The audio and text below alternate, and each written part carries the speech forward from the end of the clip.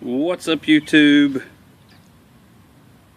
This is my P30, and I traded for this gun, and can I have some feelings about how that all went and this gun in general, and that's why I decided to turn the camera on and put the gun in front of it just to muse about it for a second. First things first, I'm extremely happy with this. I traded a gun that I hardly ever shot for this gun that I like much better, and you know, all in all, there's nothing to be disappointed about in that. I was interested in this model because of the magazine interchangeability between this gun and my USP compact, also in .40 Smith & Wesson. I've owned a P30 before, but it was in a different configuration. It was a 9mm and had the double action, single action variant 1 trigger setup. And you know, full disclosure, I probably didn't give that gun very much of a chance before moving it on to a different home. As a matter of fact, I traded my original P30, my first P30 9mm double single action. I traded it for my USP compact, and I just love that USP compact so much that I thought I owed it to myself to try more in the H&K line. So on this forum that I frequent, the owner of this gun had it up for trade or for sale, and he mentioned as something that he was interested in being a SIG 229 or maybe a SIG M11A1.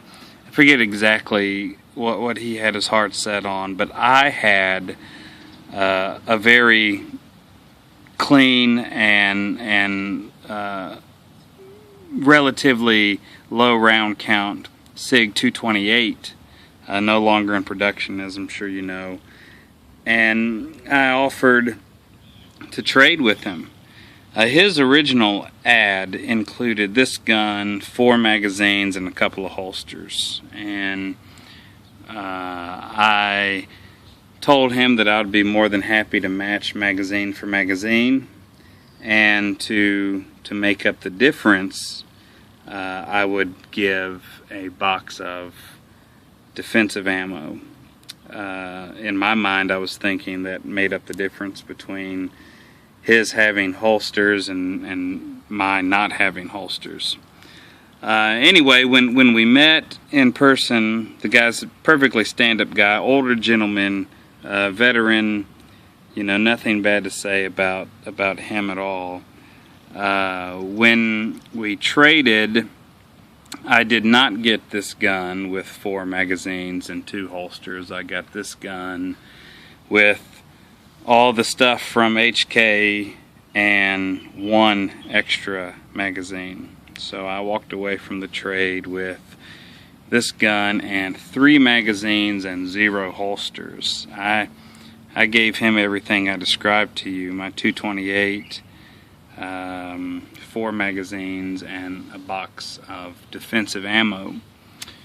You know, I didn't bring it up to him. You know, it became rather obvious that I had one thing in my mind and he had something else in his mind. And at the end of the day, you know, I got a gun that I like much more than the gun that I traded for, so it's hard to be unhappy with that.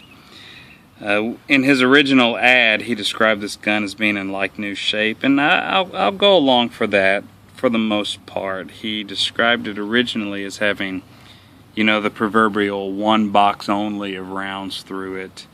When we met in person, he said it has a little more than 100 rounds through it, you know.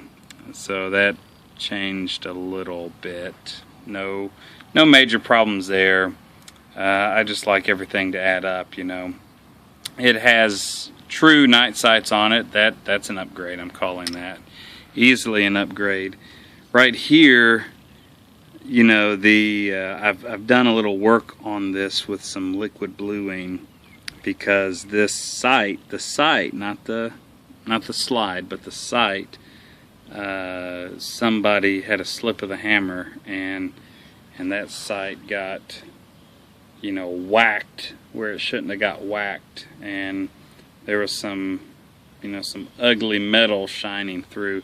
I've dulled that down a little bit. I mean, if you absolutely look for it in perfect light and hold your head just right, you can still see what I'm talking about.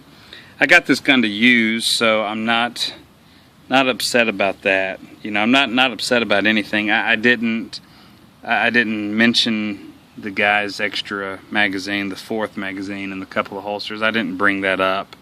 I'm happy, and he might would have, remembered that he didn't bring those things to the trade. I don't think he was trying to get away with anything. He seemed like a, fairly happy, comfortable in his life dude. I just had one thing that I was thinking he had a slightly different thing. I've been treated worse in actual brick and mortar gun stores. So, no harm, no foul there. This gun is something that I'm glad to have. I enjoy shooting. I really, in addition to being interested in it for the magazine interchangeability, this model down to the USP compact, that's the only way those magazines interchange, obviously, not the other way around because of the different length in the handle. But in addition to that, I was also interested in getting my hands on an LEM trigger configuration. My previous one was double action, single action, and I didn't give it a fair enough shake. This gun was instant, comfort at first shot. The LEM trigger configuration, everybody and his dogs described it and kind of put it in their own terms. I would say it's a double action pull. I mean, that is a long double action length pull, but there's virtually no resistance until you get to the very end of the trigger, the very last break, and then it's a crisp, light, very clear break. And this is the configuration the gun would be in for every single shot. You load it, you rack one in the chamber. This is the way you would be shooting this gun. There is no decocking lever on this, so one would never experience that first double action pull. This is the way it would be in this configuration. It's how it would be if one were loaded in the chamber. You fire, the gun would cycle, and you'd be right back to that same trigger pull. Now, when nothing's in the chamber, it is a customary double action trigger pull, long and heavy, right? But you would never fire the gun in this mode unless, say, you had a primer that didn't go off and you reverted to your double strike capability. Then you would experience this trigger pull, but really only then, and that's only if you squeeze the trigger again and didn't tap rack and re-engage. So I absolutely love this trigger. It's super easy to stage. It's very, very predictable in the break, and the HKs handle 40 just fine. They have a super sturdy buffer system that just makes this gun and its smaller brother, the USP compact in 40, really easy to shoot. Follow-up shots are not a problem. The trigger squeeze is not at all a problem in this configuration. The ergonomics on the P30, I mean, they're legendary, and everything they say is true about it. These things are incredible. It feels so good in the hand.